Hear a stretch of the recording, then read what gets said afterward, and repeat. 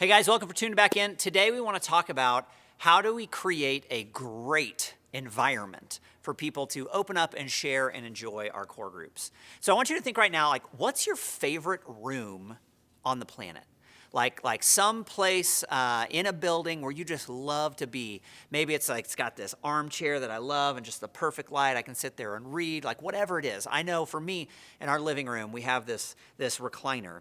And that spot I love when I get up early in the morning and nobody else is up and it's quiet in my house and I can sit there, especially in the winter because it's by the fireplace. I can turn the fire on and turn this little light on. I can sit in that chair. It's comfortable. I can read. I got the ambiance of the fire. This is a great environment.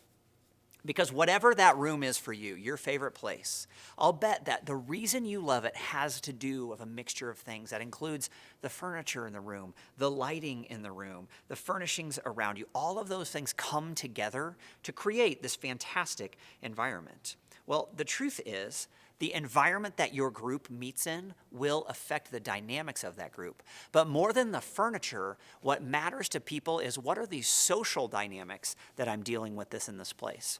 And that's one of those things. It's a lot easier for us to affect and change social dynamics than in some cases to completely alter the physical presence of a place.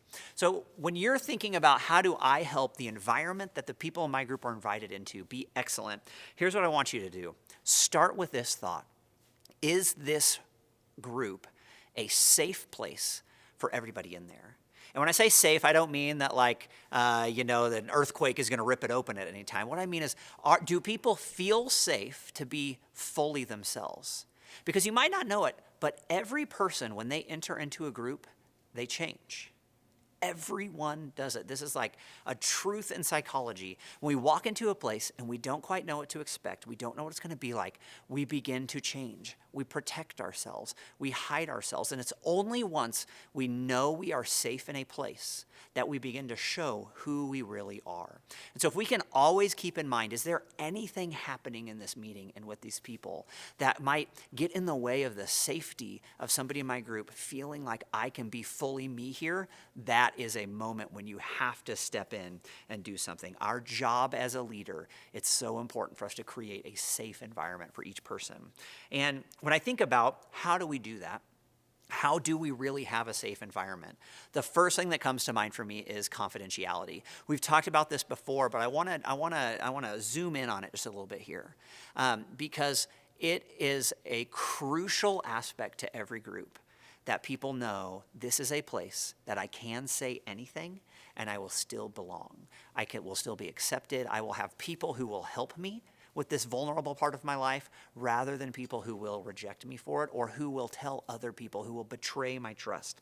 I think it is worth repeating at the beginning of every single meeting, a reminder that everything we say in here, we keep confidential. What is shared in our group stays in our group. We will not be spreading this around. Say it over and over and over again, just to remind people that this is true and to assure them that it is a safe place. The next kind of norm I would say that you want to have in there is how people understand that this is not a place to fix anybody. If somebody shares a problem in their life, they should be able to do it knowing that nobody's going to jump in and immediately try to solve my problem for me. When people come to a group and they want to share, they need a place where they can get what is inside of them outside of them, but not a place where they need a bunch of different voices and opinions coming in telling them what they should have done or what they should do in the future.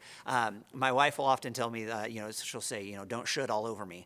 And I would encourage you to make sure that nobody in your group is shoulding all over anyone else in the group. So important that it not be a place where we try to fix people unless someone specifically asks for it. If somebody asks for, I'm looking for some guidance or some advice in this issue, then absolutely have people chime in. But we do not start from a place of thinking that our job is to solve people's problems for them. Next thing I would say that is important to helping people know that it is a safe environment is to make sure that everyone gets airtime. So in any group, you're going to have extroverts and introverts. You're going to have people who talk a lot and people who don't talk as much. And that's okay. It, however, is so important that everybody in the group does talk sometimes. And this might mean as a leader that there are those who you will have to draw out through more questions being asked, and those that you will need to find some ways to help them speak less, right? But protecting the fact that everyone comes knowing I will have a moment, I will have a time when I will share, incredibly, incredibly important. Everyone in your group needs to speak, and everyone in your group needs to listen in order for it to really be a great environment. You don't want somebody who's just kind of like lurking in the bushes listening, but never chimes in. Everybody gets airtime. And something will happen when that happens. When everybody starts talking and it's a safe place where they open up, you will invariably begin to experience conflict in your group. You will have moments where people disagree, where something happens when you start to feel this conflict. And how you handle it is so, so important to the future of our groups. We have to be willing to face it, not to deny it, not to try to circumvent it. We have to be able to lean into it. But the truth is, it can actually be a blessing in disguise. There's almost no better way to grow in closeness and intimacy than to actually go through conflict together and come through on the other side. From the beginning, it's worth asking people to commit. Hey, when conflict comes, because we know it will, I commit to stay. I'm not going to just run for the door the second everything isn't easy, because we all are here because we want to grow. And if we want to grow, we have to be willing to stick with each other even when we are going through conflict. And finally, let's talk about how we care for one another. Because if you want it to be a really great environment and a safe place, we experience that when we care well for each other. So making sure that the people in your group care about each other, that they love each other, that we're learning at least to love each other is so, so important. I know that can seem really obvious or axiomatic, but it actually isn't. It's not always obvious. Here's what we have to keep in mind. These groups exist to help us grow closer to Jesus. We need relationships with people in order to do that. And our relationships flourish when we are able to both give and receive care from one another.